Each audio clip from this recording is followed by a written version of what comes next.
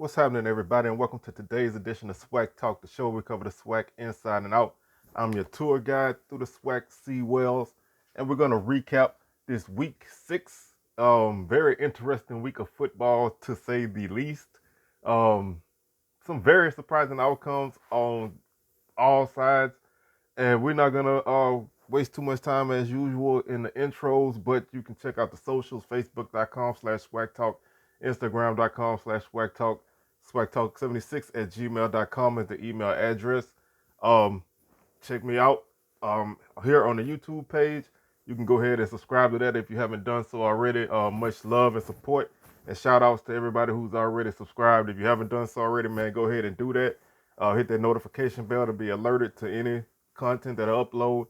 Um, like and share the videos, and feel free to comment anytime you hear a video. Feel free to comment and just let me know what you think about this week's action. So we're not gonna prolong this, man. We're gonna go ahead and get into this. This was a very interesting night for me last night. Not the best outcome for my favorite team. um Led to a really very good night for me as far as adult beverages. Thank you, Texas Southern, for reinvigorating my love of Four Locos. Y'all made me hit that real hard last night, but Texas Southern pulled off a very nice victory over Southern 35-31 in a game that the Tigers really wanted this game bad. They won last week for the first time in since 2018, and they also picked up their first SWAC win in that same time span this week. So they are on a nice little streak. They're playing well. They're still not a work in progress defensively, but their offense really did well. If you know anybody from Texas Southern, they'll tell you, man, Andrew Body is a guy who you need to look out for. And I said I thought he would be a star in the future. I didn't think this was going to be the week that he got it done, but he really stepped up to the plate as a freshman quarterback and played well. He led that team, and he made a game-winning drive at the end with some big plays with his arms and his legs. So definitely a really good effort for Texas Southern. I'm not going to harp on Southern too much because I don't want to take any credit from what Texas Southern did in this game. This recap is really about TSU. I'm honestly very happy to see them pick up a dub and play well. So hopefully they can continue to grow and be a factor in the West Division. Southern, on the other hand, I don't know which direction they go. I if you know me and you're in any kind of group text with me, then you know how I felt about the coaching job last night. So I'm not gonna really talk about that too much right here. I may do a video about it later, but right now I don't want to take anything away from what Texas Southern did by bitching about Southern, because I can bitch about Southern for an hour, but I'm not gonna do that because I want to give all props to TSU and Coach McKinney. He really has been in a hard struggle for this job, but he never gave up. His players never gave up, and they fought hard. So let's get into the recap of this game. Like I said, 35-31. Score was tied at 7 after one quarter. Texas Southern scored a touchdown in the second quarter, and Southern got a field goal at the end of the second quarter to make the halftime score 14-10. Both teams scored two touchdowns apiece in the third quarter, and Southern ended the third quarter trailing TSU 28 to 24, and then Southern got their touchdown with about 8 minutes to go in the fourth quarter to go up 31-28. Southern had an opportunity to run the clock down. They had a fourth down and about one. They went for it, which I did not have a problem with the decision to go for it. I did have a problem with the call that they ran. I mean, you had backs who had very good games, which we'll talk about in a second, and you let the quarterback, who is not your running threat quarterback, run the ball, come up short. Referees was a shit show with the spot. First they said TSU had it, had got the stop. Then they huddled up and replayed and gave the ball back to Southern. Then they huddled up and replayed and rightfully gave the ball back to Texas Southern. I've never seen a challenge and then a challenge of a challenge before in my life, but that's what happened. And they finally got it right, gave TSU the ball. They marched 44 yards to score. Ja'Cory Howard scored the winning touchdown with 39 seconds to go. Southern drove the ball to about the TSU 35, I believe, and threw an interception to end the game. So statistically, this was a really huge offensive game for both teams. Texas Southern 238 yards on the ground, 6.6 yards per carry, 5 touchdowns. Really solid effort on the ground for them. Southern 322 on the ground, 6.1 yards per carry, 4 touchdowns. You run for over 300 yards, you should not lose. I don't care at all. Texas Southern 338 through the air, 228 or 35, no touchdowns, no interceptions. Southern 207 through the air, 20 of 30, no touchdowns, 1 interception. Total offense 576 for Texas Southern, 8.1 yards per play. Super offensive game for them. 2 fumbles, they lost them both. 7 penalties for 70 yards. Southern 529 total offense, 6.4 yards per play. They fumbled twice and lost 1. 8 penalties for 63 yards. Texas Southern punted 3 times for 37-yard average. Southern punted 3 times for a 39-yard average. Time of possession 24 minutes 54 seconds for Texas Southern, 35 minutes and 2 seconds for Southern. 5 of 10 on third down for Texas Southern, 4 of 12 for Southern on third downs, 0 for 2 on fourth down for the Tigers, 2 or 3 for Southern. Southern had 2 sacks. Texas Southern had 2 sacks. Pretty even game statistically, honestly. Like I said, Andrew Body was the leading rusher for Texas Southern with 85 yards on 16 carries. He was 28 of 35, 338 through the air. No touchdowns, no interceptions. He was sacked twice. Tremendous game for him, man. That's a star-making performance. And if he can come close to replicating this week in and week out, then Texas Southern, y'all got y'all a gem on y'all hands, man. Y'all gotta have to, honestly, and I'm not saying this to be a hater, but y'all, if he puts on these kind of performances week in and week out, y'all gonna have to hold on tight to him because somebody gonna come for him in the portal at some point. So this is a kid who can make his name in the SWAC, man. He can leave here. If he continues to grow and play like this, he can leave Texas Southern as one of the top quarterbacks in the SWAC. So I'm honored to watch him play and salute to his people who really been putting on for him. So y'all really y'all got y'all a gem on y'all hands. So Bubba McDaniel 20 of 29, 207 yards, no touchdowns, 1 interception, sacked twice. Vaughn 22 carries for Southern, 151 yards, 1 touchdown. Kobe Dillon 18 carries, 96 yards, and a touchdown. Malik, that's his brother. Marquise McLean, 2 carries, 66 yards, and a touchdown. So, again, both teams got it done on the ground. Keelan Davis, 6 catches for 98 yards for Texas Southern. Savon Sims, 2 catches, 47 yards. Jeff Proctor, 2 catches, 44 yards. McLean led Southern with 6 catches for 96 yards. Whitfield, 4 catches, 61 yards.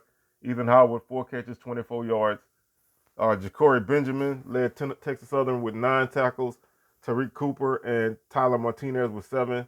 DeMarterio Anderson and Matthew Williams with 6. Tackles for loss, Cooper with 1.5. Martinez, Williams, and Hamilton with 1. Marcantel, Walton, and Walker with a half a tackle for loss apiece. Sacks were from Cooper and Martinez. Southern was led by Brian Jordan with 8 tackles, Cameron Peterson with 6, Jordan Eastland, Robert Ream, and Jordan Lewis with 5. Lewis, 2 tackles for loss and 1 sack. Tyron Nash, 1 tackle for loss, 1 sack. Barber and Jones also had a tackle for loss apiece. The interception from Texas Southern was by Josh Murray. So again, just a very solid effort for Texas Southern, man. Big win for the Tigers. A huge loss for Southern. There's gonna have to be a lot of, as I've said last week about a couple teams, there's gonna have to be a lot of soul searching and come to Jesus meetings in Baton Rouge because this team is not playing up to the potential that they have, and the defense is very porous right now. Although that's a huge effect of Texas Southern's offense playing well, but you wasted a 300+ yard rushing performance, and you basically gave the game away. But Texas Southern, congratulations on y'all dub, man. Y'all earned that one. Let's look at the next game I want to talk about is Alabama State defeating Pine Bluff 35-16. You can almost say that this is the nail in the coffin for Pine Bluff that drops them to 0-3 in the SWAC, 1-4 overall. Alabama State kind of rights the ship for a week. 3-3, 3-2, 2-1 in conference. Again, Pine Bluff did not look good. They didn't actually score at all until the second half. They were down 14-0 at half, 21-3 in the third quarter. At the end of the third quarter, scored 21-3. Then Alabama State scored to go at 28-3. Pine Bluff got two scores to make the score 28-15, and then Alabama State returned an onside kick for a touchdown to make it 35-15. So again, Pine Bluff they're just not playing well. They did better on the ground this week. They ran for 139 yards, 4.8 yards per carry. Alabama State running game is still non-existent. I don't know what's going on with that. They ran for 71 yards, 1.9 yards per carry, 199 yards passing for Pine Bluff, 13 of 34, 2 touchdowns, 1 interception. Alabama State 292 through the air, 20 of 28, 4 touchdowns, 1 interception. 338 total offense for the Golden Lions, 5.4 yards per play. They fumbled twice and lost 1. 6 penalties for 60 yards. Alabama State 363 total offense, 5.6 yards per play, 15 penalties, 171 yards. God dog, that's just crazy. That's a lot of penalties. 36 yards per punt average for Pine Bluff, 39 for Alabama State. Time of possession, 23 minutes, 44 seconds for the Golden Lions. 36-26 for the Hornets. 2 of 12 third down for Pine Bluff. 0 for 3 on fourth down. Alabama State 7 of 16 on third down. 0 for 1 on fourth down. No sacks for Pine Bluff. Alabama State 2 sacks. Individually, Xavier, Vaughn, and Skylar Perry both played in this game. Vaughn was 6 of 9 for 156 yards, 2 touchdowns. He did have a long pass of 70 yards. Skylar Perry continues to struggle. He was 7 of 25, 43 yards, no touchdowns, 1 interception. He was sacked twice. I don't know what happened to this guy, man. He's just not playing well, and he may be in danger of losing his job if he hasn't done so already. Miles Crowley was the starter for Alabama State. He went the whole way, replacing Ryan Nettles. 20 of 28, 292, 4 touchdowns, 1 interception, no sacks. Kayvon Britton led Pine Bluff with 11 carries for 53 yards. Skylar Perry, 7 carries, 42 yards. Kiara Crossley, 9 carries, 35 yards. Ezra Gray led Alabama State with 8 carries for 53 yards. Ja'Cory Merritt, 16 carries for 45 yards. And they just, the running game is just still not there.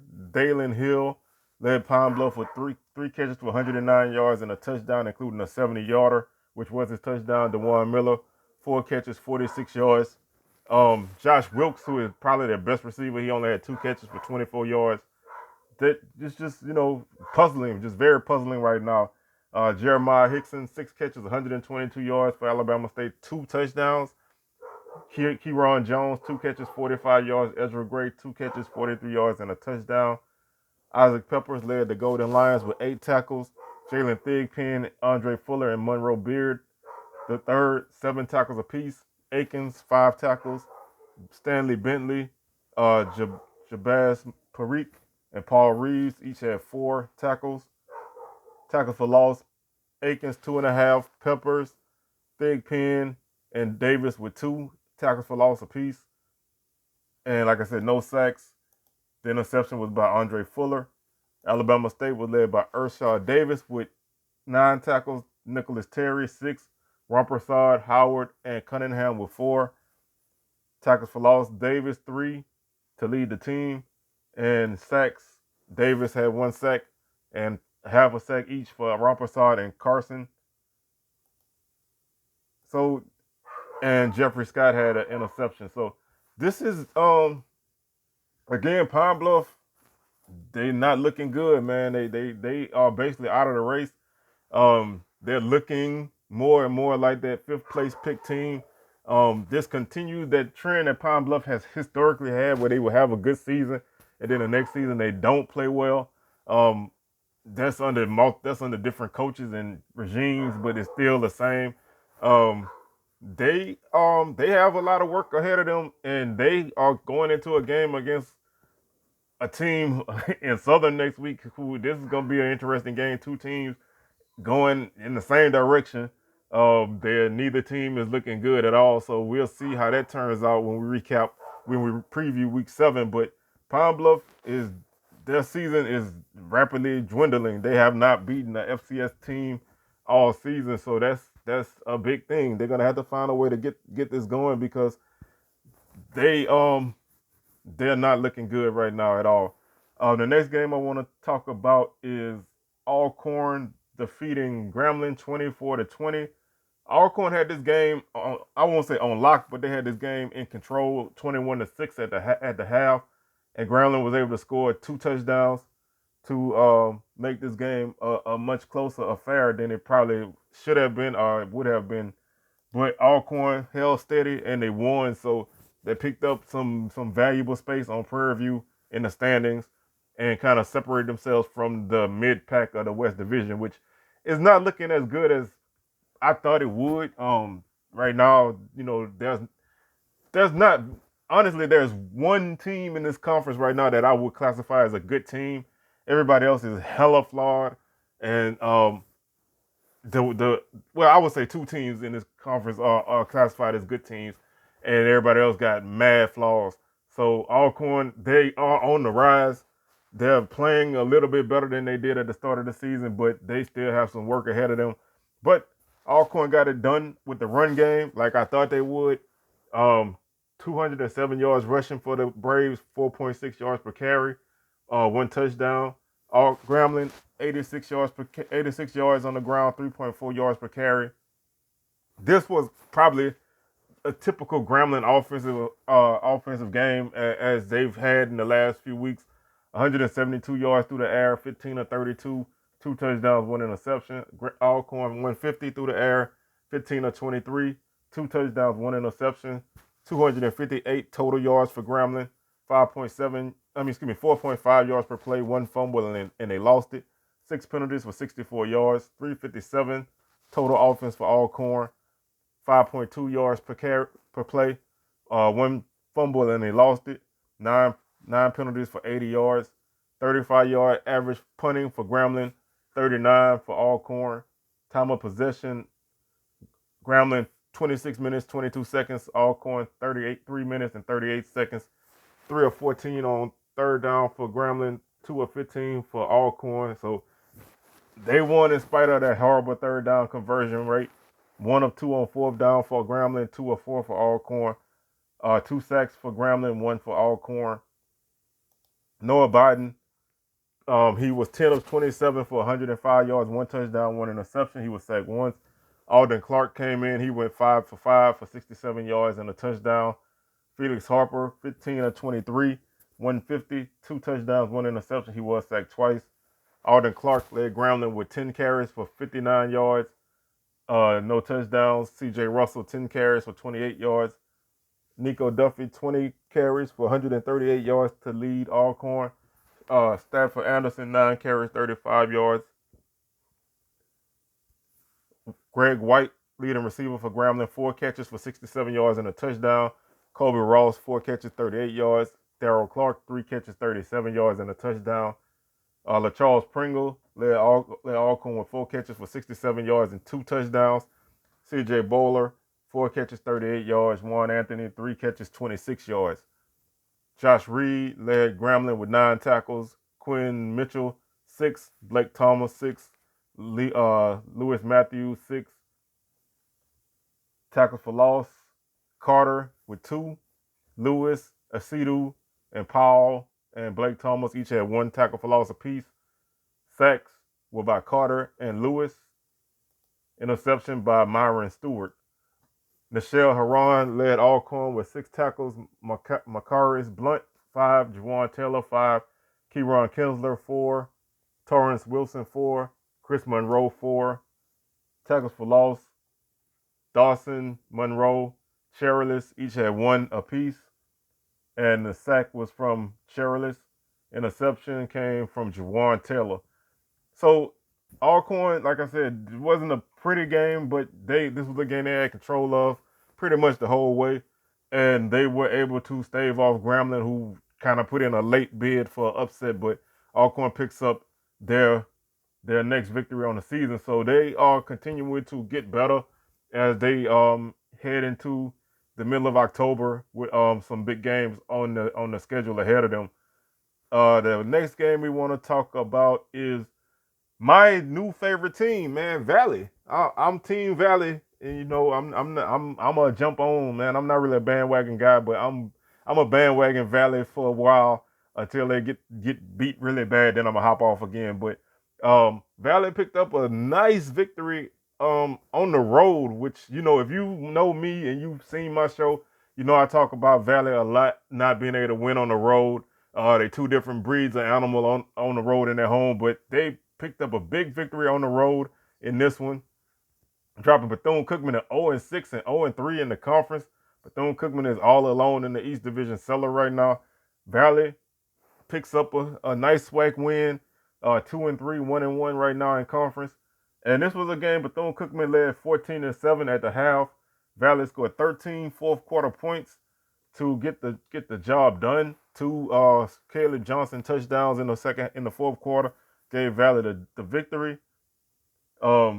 Statistically, Valley ran for 223 yards on the night, 4.6 yards per carry, 2 touchdowns. Big effort on the ground for Valley. 157 yards on the ground for Bethune-Cookman, 6.8 yards per carry. Passing, Valley 15 of 22, 137 yards, 1 touchdown, 1 interception. Bethune-Cookman 322 through the air, 19 of 32, 2 touchdowns, 1 interception. Total offense 360 yards for Valley, 5.1 yards per play. No fumbles on the night, 4 penalties for 20 yards. So that's a very good effort on the road to only commit 4 penalties on the night. 479 yards for Bethune-Cookman, 5.5 yards per play. 55 plays, 8.7 yards per play. 8 penalties for 64 yards for Bethune-Cookman. Valley punted for an average of 39 yards. 43.7 yard average for Bethune-Cookman. Time of possession, Valley 38 minutes to 17 for Bethune-Cookman. Valley dominated this game as far as time of possession.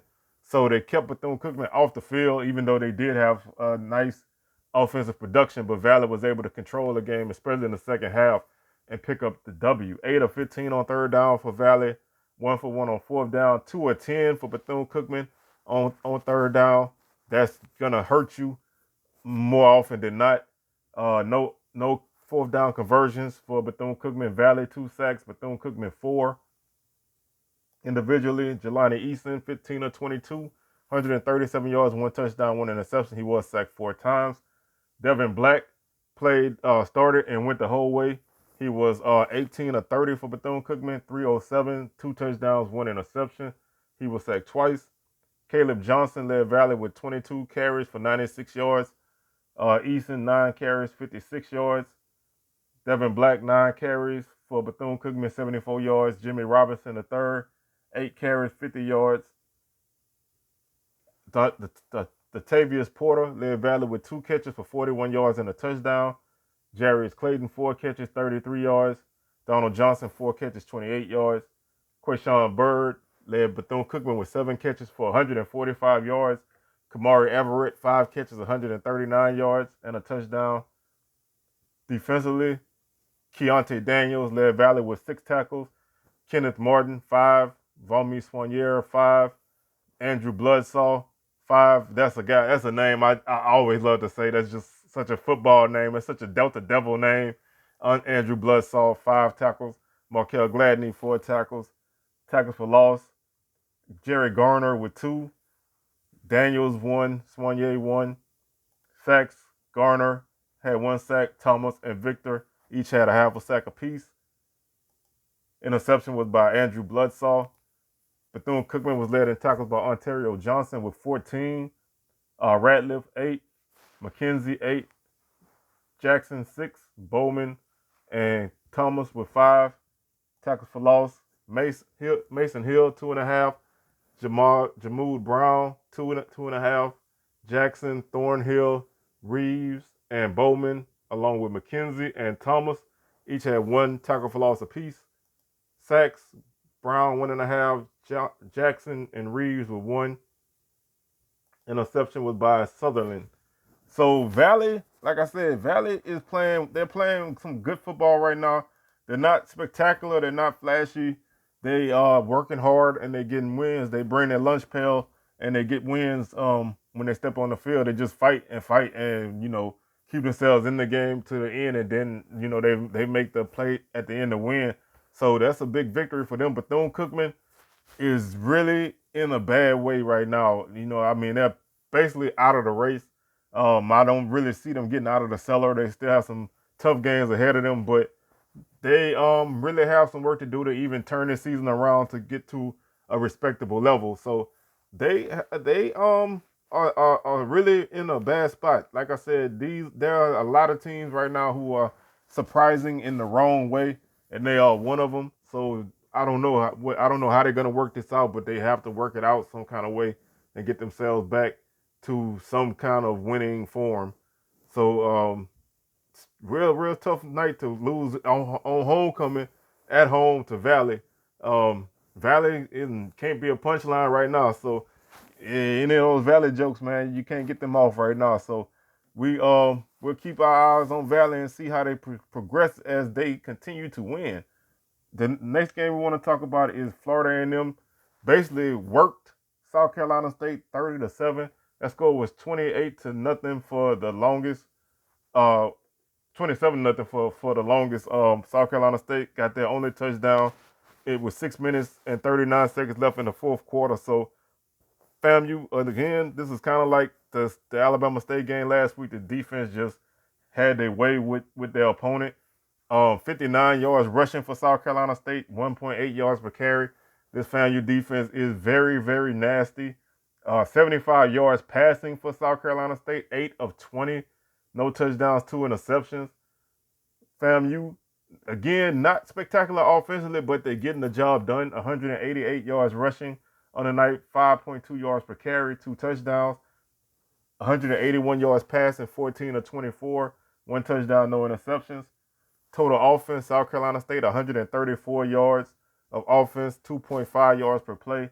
They fumbled once and lost it, giving them 3 turnovers on the day, 5 penalties for 30 yards. FAMU, 369 total offense, 6.2 yards per play, no fumbles.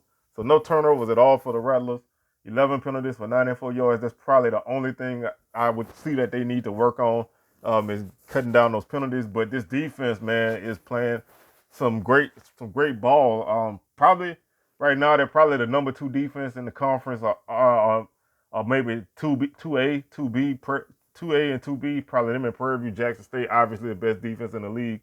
So they're up there, and they're tough, man. If you still have to play the Rattlers, man, you're gonna have to bring your hard head and you're gonna have to work because these boys are really making some plays. 38-yard average for South Carolina State punting, 29-yard average for Florida A&M in the punt game. 23 minutes, 59 second time of possession, South Carolina State. 34 minutes even for Florida A&M. 3 of 13 for South Carolina State on third down. 0 for 1 on fourth down. FAMU 4 of 11 on third down and no fourth down attempts. 1 sack for South Carolina State and 7 sacks for FAMU. That may not be the highest sack total on the night. I'm gonna have to look into the box score for our next game to determine that. But 7 sacks on the night for the Rattlers just made life hard for South Carolina State quarterbacks. Corey Fields, 8 of 20, 75 yards, no touchdown, 2 interceptions. He was sacked 6 times. Singletary came in. He did not get a chance to attempt a pass. He did get sacked once. Rashawn McKay, 14 of 24, 181 yards, 1 touchdown, no interceptions. He was sacked once. Kendrell Flowers led the team with 17 yards on the ground. Singletary, 11 yards for South Carolina State. Bishop Barnett, 12 carries, 118 yards. Terrell Jennings, 16 carries, 59 yards. They each had a touchdown. Wolverine led South Carolina State with 3 catches for 27 yards. Ja'Cory Benson, two catches for 22 yards. David Manigo led Florida A&M with 7 catches for 82 yards. Kamari Young, 1 catch for 34 yards and a touchdown. Jamaray Sherrod, 2 catches, 24 yards. Jacoby Durant led South Carolina State with 10 tackles. Jalen Evans, 5. Halty Wanger, 5. Nichols and Gilchrist with 4 tackles for loss. Gilchrist, 2.5. Green, 2. Sack was by Gilchrist. Florida A&M was led in tackles by Marquise Bell with 9. Isaiah Land, 8. B.J. Bowler, 6. Mayweather, 5. Collier and Cox with 3 apiece. Tackle for loss, Land, 4.5, as he continues his surge to be a contender for the Conference Player of the Year. Courtney Cox, 2 tackle for loss. Marquise Bell, Moultrie, Bowler, and Mayweather each had 1 tackle for loss apiece. Land, 5 sacks on the night, and Moultrie with 1. Cheney and Mentor each had a half a sack apiece. So again, this is the second straight week Isaiah Land has had a huge disruptive effort on the night. Interception was by Fagan and Morgan. So this game was basically all Rattlers. This is pretty much identical to the Alabama State game last week. Only difference is South Carolina State was able to cross the goal line. Other than that, not much. Not much doing for these couple teams that have faced FAMU these last few weeks. This defense is playing really well. This team is very, very, very tough at home. They've only allowed 14 points at home, and outside of the USF game, they've only allowed 21 points on the season as a defense. So, they're playing very well right now. That, like I said, that first game of the season, taking that loss to Jackson State, kind of set them back in the standings, but they still in the hunt if some things happen. But right now, they are at least riding the ship and playing football that people thought they would be able to play. Our final game that we want to talk about was supposed to be the game of the week. Some people thought that this may have been the game of the year, but, expectations and reality are not always the same. And this game was pretty much over right when it started. The one thing that I felt like Alabama A&M could not do, they actually did. You cannot turn the ball over against Jackson State, and if you do, they're gonna make you pay, and that's what they did. Glass fumbled. James Houston returned it 67 yards for a touchdown, and Jackson State was off to the races. Before you know it, the score is 20-0. Alabama A&M finally gets a touchdown in the second quarter, and then Jackson State rips off some more points to go into the half, up 33-7. Before you know it, the score is 54-7, and then A&M finally gets on the board again to score a touchdown in the fourth quarter, and Jackson State gets another touchdown to win 61-15. This was pardon my French, but this was an ass whooping, man. They, I'm not even gonna really make a big deal out of the trash talk by Maynard. That is what it is. But they got their ass whooped, man. Jackson State just took them behind the woodshed and did them in, and they had no love lost in this game, man. They did not. This is what people should be afraid of playing Jackson State, because if they can do this on the road to a team that's supposed to be a good team in Alabama State, then imagine what they can do to your team if you don't play well. This is what this offense can be if it clicks. TC Taylor took over the reins of the offense, and they did some different things, and they had some success running the ball. Finally, they ran for 247 on the night, 8.8 yards per carry. Santee Marshall must absolutely love playing against Alabama A&M. Had a 100-plus yard game in the spring. Again, 100-plus yards in this game. I don't know if A&M slapped his mama or talked about his mama or whatever, but he gets busy against this team. Our passing game was not spectacular, but made enough plays. 17 of 25 for Jackson State, 249, 4 touchdowns, no interceptions. Alabama A&M 8 yards rushing total, 8 yards. Jackson State just obliterated them. 32 carries, 8 yards. I said they need to run the ball more than 18 times. They did, but they went backwards the majority of the time. 0.3 yards per carry. Yeah, that John Wall meme, bro. It was just bad, man. Jackson State defense just did lots of work. The pass game, 293 through the air, 26 of 40, 2 touchdowns, no interceptions. So that the turnovers is not necessarily what did Alabama A&M in, although they did turn the ball over a couple times.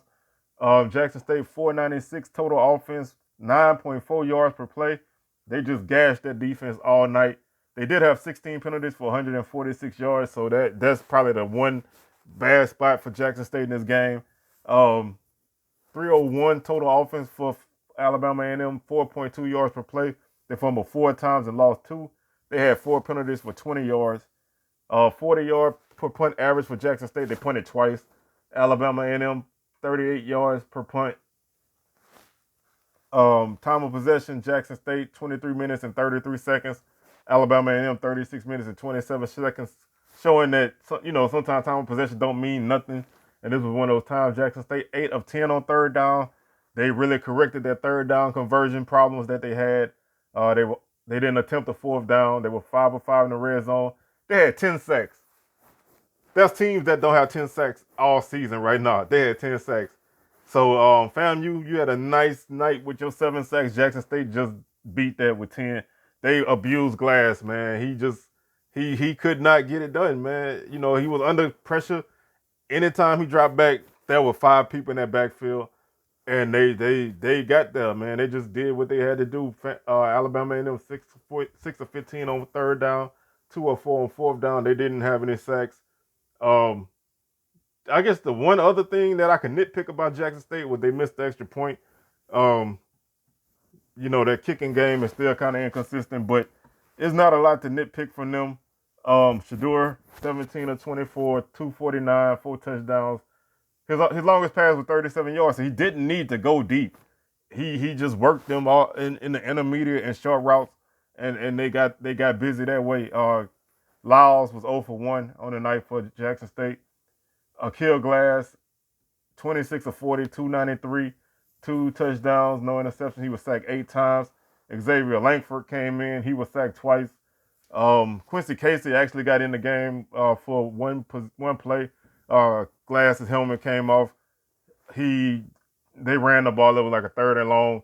Got a delay of game, and then they ran the ball, so he didn't get a chance to attempt a pass. Santee Marshall, 12 carries, 122 yards, 2 touchdowns. Shedeur Sanders, 6 carries, 58 yards, 1 touchdown. J.D. Martin, 8 carries, 44 yards, and a touchdown. Jackson State lost 4 yards on the night, so Alabama A&M just did not have any kind of negative plays against Jackson State on defense. Sometimes I feel like they weren't even on the field, because every time you look up, the guys were doing what they wanted to do. Garrett Quarles, 13 carries for 24 yards. Harold Johnson, 5 carries, 20 yards. Langford, 4 carries for -3 yards. Akil Glass, 10 carries, -47 yards. That's all sacks. Just ugly, man. I don't know how many other ways to say it. Warren Newman, 5 catches, 80 yards, and a touchdown. Rucker, 4 catches, 66 yards. Corbin, 3 catches, 40 yards. Josh Lanier, 3 catches, 26 yards, and a touchdown. Malachi Weidman made an appearance, 1 catch for 20 yards and a touchdown. Hilaire led A&M with 10 catches for 117 yards and a touchdown. D. Anderson, 3 catches, 61 yards. Ibrahim, 5 catches, 53 yards. Brian Jenkins Jr., 4 catches, 44 yards. Moore, 2 catches for 16 yards and a touchdown. Aubrey Miller led Jackson State with 8 tackles. C.J. Holmes, 6. James Houston, 6. Shiloh Sanders, 5. Arrington, 5. Hampton, 4. Owens, 4.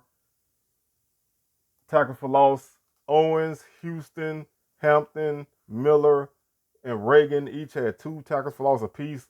Niles Gaddy, 1.5 tackles for loss. Sacks, Miller 2, Reagan 2, Gaddy 1.5, Houston 1, Owens 1, Dunn 1, Miller 1, and Evans a half a tackle for loss. No interceptions, as I said. Just a dominant effort. Troutman led A&M with 6 tackles. Bailey 5, McNeil 4, Quarles 3, Holloway 3, Riley 3, Struggs 3, and Hopkins with 3 tackles for loss. Middleton 1, McGee and Bailey each had a half a tackle for loss apiece. No sacks and no interceptions. So, I mean, this was supposed to be the game of the year. It was the dud of the year. Jackson State, man, they looking very good right now. This was a huge game for them, and they were able to get it done. And just I feel bad for anybody who plays them if they play like this. If they can ring up sacks on one of the best quarterbacks in the league, then everybody else, man, you got your work cut out for you. Quick look at the schedule for next week. Again, no Thursday night game. Prairie View heads to Daytona to take on Bethune-Cookman. That's a 12 o'clock kickoff. Florida A&M is at Alabama A&M, 1 o'clock kickoff. Again, that's, one of them. Alabama A&M, man, y'all gonna have another defense coming at you hard, so that's gonna be tough. That's an ESPN Plus game. Southern is at Pine Bluff, ESPN Plus game. Alabama State is at Jackson State. I think it's homecoming at JSU. That's an ESPN Plus game. Texas Southern is at Grambling. That's a game I'm really keeping my eyes on. If Texas Southern can put together another victory, they'll be sitting above 500 in SWAC play for the first time in a long time. Alcorn is at Valley. That's a 3 o'clock kickoff. Quick look at the standings. Jackson State leads the East at 2-0, 4-1 overall. Alabama State 2-1, 3-2 overall. FAMU 1-1, 3-2 overall. Valley 1-1, 2-3 overall. Alabama A&M 1-2, 3-2 overall. And Bethune-Cookman is 0-3 and 0-6 overall. Prairie View leads the West at 3-0, 4-1 overall. Alcorn 2-0, 3-2 overall. Southern 1-1, 2-3 overall. Texas Southern 1-1, 1-3 overall. Grambling 1-2, 2-4 overall, and Pine Bluff is 0-3 with a 1-4 overall record. So right now, it's really a 2-team race in as far as two teams front runners one in each division. So we'll see how the rest of October shakes out. But that's gonna do it for me. Gonna go ahead and get on up out of here, man. Like I said, and give me some rest. So we'll be back on Wednesday with a week 7 preview, SWAC Smoke live episode as usual, 6 o'clock Thursday, and then Sunday week 7 recap. Probably drop a video or two here and there throughout the week, depending on how I feel. If I've calmed down any, those videos may not come. So with that being said, I'm C Wells. I'm gonna sign up out of here. Y'all enjoy y'all day, and let's look forward to some more SWACtion. We're out.